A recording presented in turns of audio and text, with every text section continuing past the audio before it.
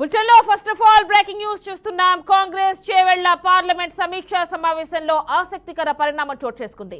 CM Revanth Reddy ఎదుటే MP అభ్యర్థి రంజిత్ రెడ్డి పరువు తీశారు కాంగ్రెస్ సీనియర్ నేత కిచ్చన్నగారి లక్ష్మారెడ్డి. కాంగ్రెస్ పార్టీని మోసం చేసిన దొంగలను ఇప్పుడు గేట్లు ఓపెన్ చేసి చేర్చుకోవడం వల్ల తమలాంటి నేతలు చచ్చిపోతున్నారని ఆరోపించారు. దీంతో రంజిత్ రెడ్డి షాక్ కు గురయ్యాడు. కేఎల్ఆర్ వ్యాఖ్యలతో అందరూ ఒకంత ఆశ్చర్యానికి గురయ్యారు. ఒక్కటే రోజు తర్వాత నేను మీరు ఎప్పుడు టైం ఇస్తే మీరు వస్తే డోర్ తెరుస్తాం అంటున్నారు.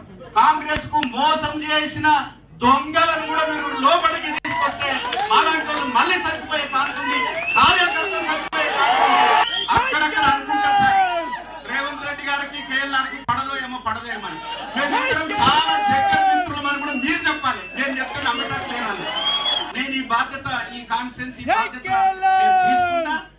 ఒక్కటే రోజు తర్వాత నేను మీరు ఎప్పుడు టైం ఇస్తే మీరు వస్తే సంతోషపడతా.